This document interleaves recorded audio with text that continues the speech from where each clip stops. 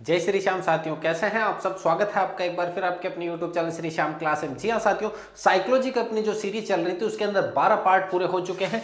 आज अपन लेकर के आए 13वीं क्लास मेरे भाइयों, जिसके अंदर अपन पढ़ने वाले बाल विकास। जो फर्स्ट यूनिट है आपकी वो आज अपन यहाँ पढ़ने वाले हैं। इससे पहले मैंने 3 यूनिट करवा चुका हूँ। कौन कौन सी क्लासेज अपने यहाँ पे अपलोड हो चुकी है साथियों, देखिएगा। पहली क्लास थी समायोजन की, सेकंड क्लास समायोजन और कुसमायोजन की थी।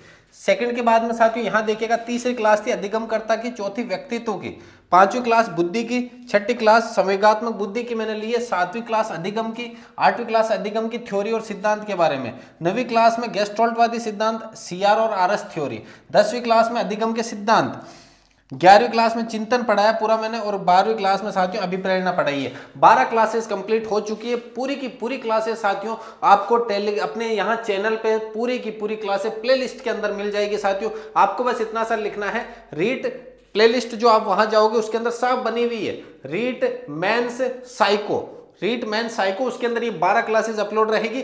प्रत्येक क्लास साथियों मुश्किल से मुश्किल 15 से 20 मिनट की क्लास है, लास्ट 15 से 20 मिनट की क्लास रहेगी। हर क्लास में साथियों पूरे नोट्स के साथ में अपन ने पढ़ाया है। किस प्रकार से पढ़ा है, इस क्लास के द्वारा पढ़ा है। जैसे ये इकाई फर्स्ट है, ये नोट्स साथियों अगर आपको लेना है तो आपको संपर्क करना होगा साथियों 8890620764 नंबर पे साथियों आपको संपर्क करना होगा। यहां पर आपको मैसेज करोगे तो ये हैंडमेड नोट्स आपको उपलब्ध करवा दिए जाएंगे साथियों। चलिए शुरू करते हैं आज की क्लास साथियों। क्लास के अंदर अगर बात करें बाल विकास किसे कहते हैं, कैसे इसकी शुरुआत हुई है, वो सब कुछ देखते हैं साथियों। सबसे पहले तो देखिएगा, बर्ग के अनुसार बाल विकास मनोविज्ञान की वह शाखा है जिसके अंतर्गत जन्म पूर्व अर्थात गर्भावस्था से किशोर अवस्था अथवा परिपक्व अवस्था तक होने वाले विकास का अध्ययन किया जाता है। गर्भावस्था से लेकर के पूरी परिपक्व अवस्था तक का जो अध्ययन किया जाता है साथियों, वो किसमें किया जाता है, आपके बाल विकास में किया जाता है। बालक का विकास देखो, गर्भावस्था से जहां पर बच्चा शुरू होता है, बच्चे जन्म से पूर्व अर्थात जैसे ही गर्भ में बच्चा होता है वहां से लेकर के पूरी परिपक्व अवस्था तक का जो विकास का अध्ययन किया जाता है, वही साथियों किसका है, बाल विकास का है। किसने कहा है, बर्क ने। 18वीं शताब्दी के सर्वप्रथम पेस्टोलॉजी के अनुसार बाल विकास वैज्ञानिक विवरण प्रस्तुत किया उन्होंने अपने 3.5 वर्षीय पुत्र के ऊपर यह प्रयोग करा। पुत्र का नाम था अल्बर्ट, पर अध्ययन किया और बेबी बायोग्राफी किताब दी है। पेस्टोलॉजी जो वैज्ञानिक थे साथियों, कौन थे, पेस्टोलॉजी जो वैज्ञानिक थे, उन्होंने 3.5 वर्ष के अपने पुत्र अल्बर्ट पर, किस पर, अल्बर्ट पर प्रयोग करा और उसके आधार पर किताब दी। कौन सी, बेबी बायोग्राफी किताब दी साथियों। उसके आधार पर उन्होंने एक बुक लिखी है, बेबी बायोग्राफी। अगली बात करें 19वीं शताब्दी की साथियों, 19वीं शताब्दी में अमेरिका में बाल अध्ययन आंदोलन हुआ, जिसकी शुरुआत कहाँ हुई, स्टैनली हॉल में हुई है। और अपन ने लिखा आंदोलन हॉल में होते हैं। स्टैनली हॉल इनके जन्मदाता थे बाल अध्ययन आंदोलन के। अर्थात आपसे पूछे कि सबसे पहले बालकों के लिए अध्ययन, बालकों के अध्ययन से संबंधित आंदोलन के जन्मदाता कौन थे, स्टैनली हॉल थे साथियों। अगली देखिएगा साथियों, यहां पर थोड़ा सा बड़ा कर लेते हैं इस क्लास को। आगे देखिएगा साथियों, अगर मैं बात करूं, स्टैनली हॉल ने चाइल्ड स्टडी सोसाइटी तथा चाइल्ड वेलफेयर ऑर्गेनाइजेशन जैसी संस्थाओं की स्थापना की है। स्टैनली हॉल को बाल विकास अध्ययन का जनक कहा जाता है। ध्यान रखना, बाल विकास अध्ययन का जनक किसे कहा जाता है, स्टैनली हॉल को कहा जाता है। 1887 में न्यूयॉर्क में सबसे पहला बाल सुधार गृह कहां पर स्थापित किया गया, न्यूयॉर्क में स्थापित किया गया। कब किया गया, 1887 में। भारत में बाल विकास के अध्ययन की शुरुआत कब हुई है, 1930 में मानी जाती है। बाल विकास का अर्थ क्या है, जन्म से लेकर के परिपक्व अवस्था तक के बच्चे के विकास का अध्ययन ही क्या है, बाल विकास। अर्थात गर्भावस्था, फिर है जन्म, फिर है बाल्यावस्था, किशोरावस्था, परिपक्व अवस्था। तो ये जो अध्ययन करते हैं ना, इन्हीं को कहा गया है साथियों बाल विकास। बच्चे के जन्म से लेकर के परिपक्व अवस्था तक वो कैसे कैसे विकास होता है, उसके शरीर का, उसके सोच का, उसके काम करने के तरीका का, वो पूरा का पूरा विकास क्या कहलाएगा, बाल विकास कहलाता है। अगली देखिएगा साथियों, बात करें, देखिएगा व्यक्ति की लंबाई अभिवृद्धि है और व्यक्ति की विकास, अगले पेज पे विकास और अभिवृद्धि है।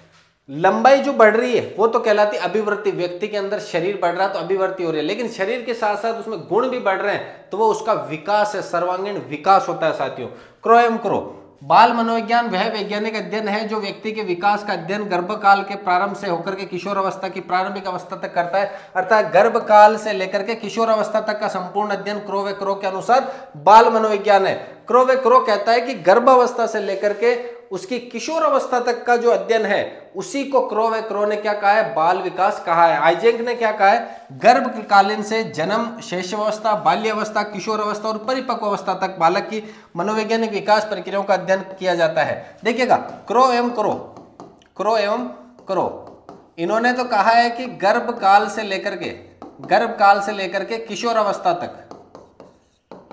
अवस्था तक को इन्होंने कहा है कि बाल विकास है। जबकि आइजेंक क्या कहता है, गर्भकाल, उसके बाद में जन्म हुआ बच्चे का, जन्म के बाद में वो शैशव है, उसके बाद में वो क्या है साथियों, बाल्यावस्था में है, उसके बाद में वो किशोर अवस्था में है, उसके बाद में वो परिपक्व अवस्था में है। इन सब का अध्ययन जो करेंगे वही बाल विकास कहता है, ऐसा आइजेंक कहता है।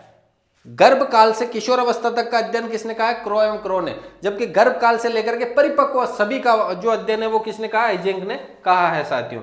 यहां पे देखिए विकास और अभिवृद्धि के अंदर अंतर क्या होगा। सबसे पहला, अभिवृद्धि एक स्वरूप बाह्य होता है। आप मेरी लंबाई देख सकते हो, अभिवृद्धि का मतलब ये सोचना शरीर की लंबाई की बात हो रही है और यहाँ शरीर के गुणों की बात हो रही है, इतना सा ध्यान रखना लंबाई के साथ साथ। विकास का स्वरूप बाह्य और आंतरिक, इसमें क्या होता है, लंबाई के साथ साथ गुण भी देखे जाते हैं, गुण प्लस लंबाई दोनों हो जाएगा इसमें, गुण प्लस लंबाई। अर्थात मेरी लंबाई तो बाह्य है लेकिन गुण आंतरिक होता है जिसको नहीं देख सकते। इसमें सिर्फ लंबाई है तो आप इसका बाह्य रूप देखते हो, इसका अर्थ बहुत छोटा होता है और ये बहुत बड़े स्तर पे होते हो, आपके जो है विकास बहुत बड़े स्तर पे होता है। अभिवृद्धि कुछ समय पश्चात रुक जाती है, विकास जीवन पर्यंत चलता है। लंबाई तो कुछ समय बाद रुक जाती है जबकि विकास जो गुण होते हैं वो जीवन पर्यंत चलते हैं। अभिवृद्धि केवल शारीरिक पक्ष में होने वाला परिवर्तन को दर्शाती है जबकि विकास संपूर्ण पक्षों में होने वाले परिवर्तन को दर्शाता है। अभिवृद्धि केवल शारीरिक पक्ष को दर्शाती है जबकि विकास क्या होता है, दोनों पक्षों को दर्शाता है। अभिवृद्धि को सीधे नापा या तोला जा सकता है, लंबाई को नाप तोल सकते हैं जबकि विकास को आप मापन तोलन नहीं कर सकते साथियों। अगला देखिए, अभिवृद्धि का संबंध केवल आकार बढ़ने से है जबकि विकास का संबंध संपूर्ण परिवर्तनों से है। अभिवृद्धि परिमाणात्मक होती है, ये परिणाम देती है, कुछ ना कुछ रिजल्ट देगी, कुछ ना कुछ रिजल्ट देगी। लंबाई चौड़ाई कितने मीटर है, कितनी क्या है, विकास परिमाण तो देगा, साथ साथ में गुण भी देगा, परिमाण के साथ साथ में गुण भी देता है कौन, विकास। कुल मिलाकर के अगर इसमें कोई भी सवाल बने तो अभिवृद्धि का मतलब शरीर की लंबाई, अब लंबाई के जो भी गुण है वो अभिवृद्धि के गुण है। मेरी लंबाई के साथ साथ में मेरे साथियों अगर मैं गुणों की बात करूं, मेरे अंदर कौन कौन से गुण हैं कि मैं ये काम कर सकता हूं, वो अदर कोई नहीं कर सकता, वो मेरे गुण हैं। तो गुण और लंबाई दोनों अगर आ जाए तो वो क्या है साथियों, विकास है। अभिवृद्धि के सिर्फ और सिर्फ वृद्धि की बात होती है। अभिवृद्धि के परिवर्तन रचनात्मक परिवर्तन होते हैं जबकि विकास के परिवर्तन विनाशात्मक होते हैं। रचनात्मक परिवर्तन क्या होता है, व्यक्ति को किशोर अवस्था की ओर ले जाते हैं। अभिवृद्धि के परिवर्तन रचनात्मक होते हैं अर्थात व्यक्ति को किशोर अवस्था के ले जाते हैं, विनाशात्मक व्यक्ति को वृद्धावस्था की ओर ले जाते हैं। देखिएगा अभिवृद्धि जो है व्यक्ति को कहां ले जाती है, किशोर अवस्था तक। वृद्धि जैसे जैसे शरीर में बढ़ेगी वो किशोर अवस्था की ओर ले जाएगी, जबकि आपके ये जो विकास है, जैसे जैसे विकास हो गए शरीर का, वो वृद्धावस्था की ओर लेकर जाता है। अगला देखिएगा, अभिवृद्धि की कोई निश्चित दिशा नहीं होती है, अभिवृद्धि का कोई लक्ष्य नहीं होता, जबकि विकास की दिशा निश्चित होती है, इसका कोई ना कोई लक्ष्य होता है, उसके हिसाब से विकास होता है। विकास क्रम में होने वाले परिवर्तन एक तो आकार में परिवर्तन होता है, एक अनुपात में होता है, पुराने चिन्हों का लोप हो जाता है, नवीन चिन्हों का उदय होता है। अब यहां देखिए कि 16 पीएफ प्रणाली प्रश्नावली किसने दी है, कैटल ने दी है। जीवन की शुरुआत में माता पिता से आए कुल 2 गुणसूत्र होते हैं, एक्स और वाई। जो एक्स और वाई है, अगर एक्स वाई है तो वो क्या है साथियों, पुत्र है, और केवल एक्स एक्स है तो वो क्या है, पुत्री है। अब आपसे मैं पूछूं कि साथियों संतान पर, संतान के लिंग निर्धारण में किसका इफेक्ट पड़ता है, माता का, पिता का, दोनों का, या इनमें से कोई नहीं? तो आपको जवाब इसका कमेंट में देना है, लास्ट में मैं बता भी दूंगा। अभी अगर आप यहां पढ़ रहे हो और आपको लगे कि हाँ मुझे ये प्रश्न आता है, माता का फर्क पड़ता है लिंग निर्धारण में, पिता का पड़ता है, या दोनों का पड़ता है, या किसी का नहीं, तो अगर आपको सवाल का जवाब आ रहा है तो कमेंट बॉक्स में जवाब दीजिए, वरना लास्ट तक वेट कीजिएगा इस क्लास का। साथियों आगे देखिएगा, विकास के नियम। विकास के नियम कौन कौन से? विकास निरंतर चलता रहता, सबको पता है निरंतर चलेगा आपका विकास, ऐसा नहीं कि बीच में रुक गया फिर हो रहा है। वृद्धि एवं विकास की गति एक की दर एक समान नहीं होती। वृद्धि कभी कभी रुक जाती है, किशोरावस्था के बाद रुक जाएगी। विकास नहीं रुकने वाला, वह निरंतर चलने वाली प्रक्रिया है। व्यक्तिगत अंतर के कारण विकास एवं वृद्धि, अलग अलग व्यक्तियों में विकास अलग अलग हो सकता है। किसी का विकास बहुत तेज गति से, उसका आईक्यू लेवल हाई है, इसका आईक्यू लेवल कम है, तो उसमें विकास कम हो सकता है। क्रमबद्ध रूप से नियम, निश्चित श्रृंखला का नियम, अगर पहला स्टेप ए पढ़ना है तो फिर ए से चलेगा, फिर बी पे जाएगा, फिर सी पे जाएगा, ऐसे क्रम से चलता है विकास। ऐसा नहीं कि ए से डायरेक्ट सी पे कभी भी नहीं आएगा। परस्पर संबंध का नियम, शारीरिक और मानसिक विकास में संबंध, यानी दोनों के अंदर शारीरिक, शरीर और मस्तिष्क दोनों के अंदर रिलेशन रखेगा ये विकास आपके। निश्चित दिशा का नियम, एक निश्चित दिशा में ही विकास होता है, ऐसा नहीं कि थोड़ी देर इधर चला गया विकास, थोड़ी देर, ऐसा नहीं, एक निश्चित दिशा में होता है। मस्तकोद्धुकी में सिर से पैर की ओर होता है, वेरी इंपॉर्टेंट है साथियों, ये दोनों मैंने करवा भी रखे। इस पूरे 11 पॉइंट में ये दो ही चीजें मेन है। सामान्य से विशिष्ट क्रियाओं का नियम होता है, अंत्यक्रिया का नियम, मतलब दूर को निकट दूर का नियम, इतना कोई खास नहीं। ये दो चीजें देखो, यहाँ पर ये दो चीजें मोस्ट इंपॉर्टेंट है साथियों। यहाँ पर अगर आपको ये दिख रही है तो ये दो चीजें देखो। मस्तकोद्धुकी विकास किसे कहते हैं? प्रश्न एग्जाम में आया हुआ है मेरे भाइयों, इंपॉर्टेंट, और एग्जाम में पूछा हुआ भी है रेट में। मस्तकोद्धुमुखी या सेफेलोकॉर्डन विकास सिर से पैर की ओर होता है, मस्तक से पैर की ओर। मस्तकोद्धुमुखी, मस्तक से पैर की ओर जो विकास होता है, मस्तक से पैर की ओर जो विकास होता है उसको कहते हैं मस्तकोद्धुमुखी। मस्तिष्क से पैर की ओर विकास को क्या कहेंगे? मस्तकोद्धुमुखी। मस्तिष्क से शुरू होगा आपका विकास और पैर की तरफ चलेगा, यानी ऊपर से नीचे की तरफ चलेगा, उसको कहेंगे मस्तकोद्धुमुखी कहेंगे साथियों। अगला है प्रोक्सिमोडिसल। प्रोक्सिमोडिसल किसे कहते हैं? विकास मध्य से बाहर की ओर। जैसे देखिएगा मैंने यहाँ पर व्यक्ति के चित्र बनाया है, जैसे मैं यहाँ पर व्यक्ति का चित्र बनाता हूँ, ये हाथ और मस्तिष्क से अगर ये पैर की तरफ आ रहा है तो इसको तो कहते हैं मस्तकोद्धुमुखी, मस्तकोद्धुमुखी कहते हैं। लेकिन यही विकास अगर जैसे ये पेट है, बीच में से बाहर की तरफ विकास मध्य से बाहर की ओर, ये जैसे पेट है यहाँ मध्य से बाहर की ओर अगर आ रहा है तो इसको कहते हैं प्रोक्सी, क्या कहेंगे? प्रोक्सीमोडिसल कहेंगे। क्या कहेंगे? प्रोक्सीमोडिसल कह देंगे साथियों, इसको क्या कहेंगे? प्रोक्सीमोडिसल। विकास अगर मध्य से बाहर की ओर हो रहा है, केंद्र से सिरों की ओर हो रहा है, उसको प्रोक्सीमोडिसल कहेंगे। और अगर विकास आपके सिर से पैर की ओर हो रहा है, यानी मस्तिष्क से शुरू हो रहा है, पैर की तरफ जा रहा है, उसको कहेंगे मस्तकोद्धुमुखी। अब बात करें विकास को प्रभावित करने वाले कारक, विकास को कौन कौन सी चीजें प्रभावित करती है। सबसे पहले अगर मैं बात करूं वंशानुक्रम की, वंशानुक्रम यानी माता पिता से बच्चे में दो बच्चे हैं, एक के माता पिता बहुत इंटेलिजेंट है, दादा दादी इंटेलिजेंट है, एक के पहले से कमजोर है, तो उसका फर्क पड़ने वाला है साथियों। वंशानुक्रम का प्रभाव बहुत ज्यादा पड़ता है बच्चे के ऊपर साथियों, बाल विकास के अंदर। विकास को प्रभावित करने वाला पहला प्रमुख कारण है ये, बालक में अपने माता पिता व पूर्वजों की जो शारीरिक, मानसिक व अन्य किसी भी प्रकार की विशेषताएं जन्म व गर्भाधान के समय प्राप्त होती है, उसे वंशानुक्रम या आनुवांशिकता कहते हैं साथियों। यहाँ पर बहुत ज्यादा, अगर माता पिता में कोई गुड हैबिट है तो बच्चे में भी आएगी। ऐसा नहीं है कि अगर माता पिता टॉप मोस्ट इंटेलिजेंट है, दादा दादी नाना नानी सब इंटेलिजेंट है तो बच्चा बिल्कुल कमजोर होगा, ऐसा बहुत रेयर चांस है साथियों। उसके अंदर अपने पूर्वजों के गुण आएंगे ही आएंगे। और ऐसा बहुत बार देखा गया कि माता पिता कमजोर है, दादा दादी नाना ने कोई कमजोर है, तो बहुत बार ऐसा होता है कि वो बच्चा भी कमजोर होगा, लेकिन रेयर चांस में ऐसा हो सकता है कि बच्चा इंटेलिजेंट निकल जाए। तो ये कहता है ना कि ये तो अपने पिता पर गया है, ये अपने नाना पर गया है, ये तो आंखें भी पे गई, अरे आंखें को नहीं भी, दिमाग भी के ऊपर गयो है। तो साथियों वो क्या कहने का मतलब है कि वंशानुक्रम का बहुत ज्यादा प्रभाव पड़ता है बाल विकास पर। हाँ साथियों, अगर ये शिक्षा मनोविज्ञान के नोट्स आपको चाहिए, शैक्षिक परिदृश्य के अंदर नवाचार पूरे के पूरे जितने भी नवाचार के टॉपिक है वो RT 2009 2011 25% free RT, SMC SDMC, NEP 2020 flagship योजना बहुत जल्द इसमें ऐड कर दी जाएगी। ये नोट्स लेने हैं तो इनकी प्राइस पहले 99 थी, लेकिन अभी कितना हो गई है साथियों? मात्र और मात्र 49 हो गई है। साइको का डर आपका इस प्रकार, ये नोट्स रहेंगे पूरे A4 साइज में रहेंगे, आप प्रिंट भी निकलवा सकते हो। इन नोट्स को लेने के लिए साथियों आपको मैसेज करना है 8890620764 पर मैसेज करना है, आपको पीडीएफ उपलब्ध करवा दी जाएगी साथियों। देखिएगा आगे, वंशानुक्रम के सिद्धांत कौन कौन से? बिजमैन की जनन द्रव्य की निरंतरता। अब यहाँ वंशानुक्रम के सिद्धांत क्या क्या है? साइंस के अंदर ये सिद्धांत दिए हुए हैं साथियों।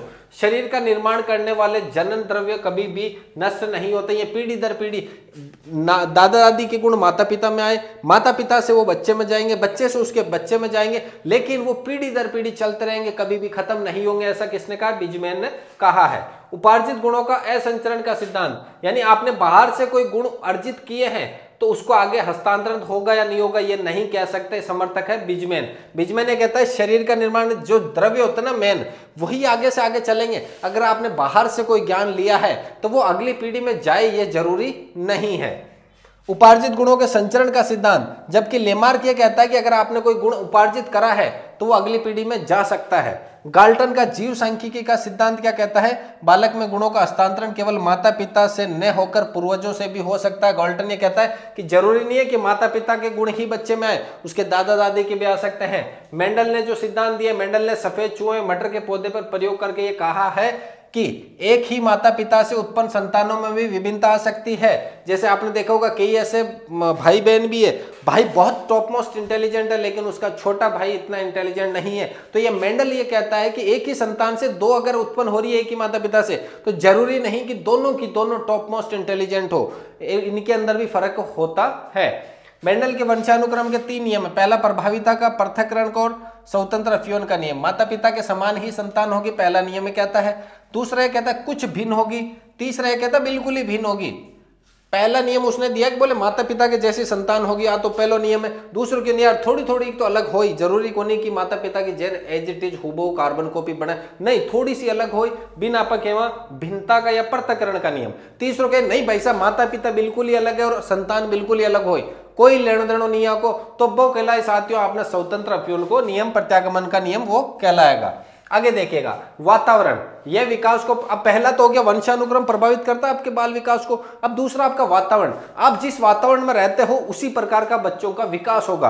आपने देखा होगा बच्चा अगर वो एक फैमिली के अंदर रह रहा है, ज्वाइंट फैमिली में दादा दादी नाना नानी काका काकी सब रह रहे हैं, तो उस बच्चे का विकास बहुत अच्छा होगा, तेज गति से होगा। उसको सीखने को दादा दादी से भी मिलेगा, काका काकी से मिलेगा, काका काकी के जो भाई भतीजे वगैरह हैं उनसे भी मिलेगा। लेकिन एक वो शहर में जाकर के एक सीधा सा एकल फैमिली में रह रहा है जहां सिर्फ और सिर्फ माता पिता और वो बच्चे खुद है, पिता ऑफिस में चले गए, माता अकेली घर के कामों में लगी रहेगी, तो उस बच्चे का विकास उतना नहीं हो पाता जितना ज्वाइंट फैमिली में होता है। अर्थात वातावरण का 100% प्रभाव पड़ता है साथियों। यह विकास को प्रभावित करने वाला दूसरा प्रमुख कारण है। वातावरण का मतलब होता है अपने चारों ओर का आवरण, जो कुछ भी हमें चारों ओर से घेरे हुए वही पर्यावरण कहलाता है। अनुकूल वातावरण में व्यक्ति का स्वाभाविक विकास होता है, जबकि प्रतिकूल अगर उसे वातावरण खराब मिला है तो उसका विकास बाधित होगा ही होगा। रोस के अनुसार वातावरण कोई बाहरी शक्ति है जो हमें प्रभावित करती है। रोस ये कहता है कि वातावरण जो बाहरी शक्ति है जो हमारे विकास को क्या करेगी, प्रभावित करेगी, विकास में बाधा भी उत्पन्न कर सकती है, तो विकास को आसमान की ऊंचाइयों पर भी पहुंचा सकती है। वातावरण के अंतर्गत बालक एक संगठित ऊर्जा तंत्र है साथियों। अगला देखिएगा वातावरण के अंतर्गत निम्न कारक आते हैं। पहला पारिवारिक, परिवार सबसे पहला मेन देखो, परिवार अनौपचारिक शिक्षा का मुख्य साधन है। यहां देखना साथियों,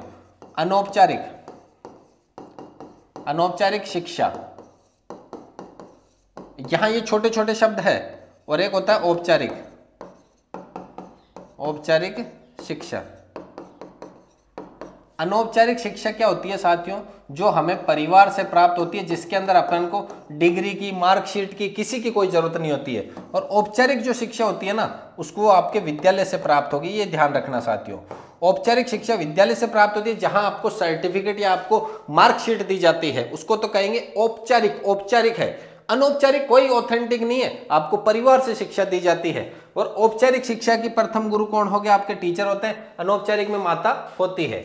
परिवार की अहम भूमिका होगी अनौपचारिक में, जिसमें कोई सर्टिफिकेट वगैरह नहीं दी जाता, परिवार से प्राप्त होती है, पास पड़ोस से, मोहल्ले से प्राप्त होती है। माँ के द्वारा बालकों में संस्कारों का निर्माण किया जाता है। फ्रोबेल के अनुसार माताएं आदर्श अध्यापिका हैं। तो माताओं को आदर्श अध्यापिकाएं किसने कहा है, फ्रोबेल ने कहा है। तथा परिवार द्वारा दी जाने वाली अनौपचारिक शिक्षा सबसे अधिक महत्वपूर्ण व प्रभावशाली होगी।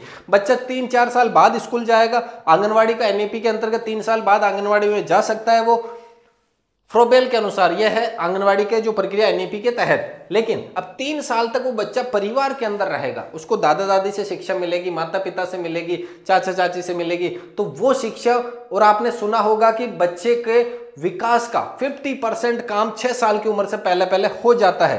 तो बच्चे का सर्वांगीण जो विकास है उसमें 50% योगदान तो 6 साल पहले हो जाएगा।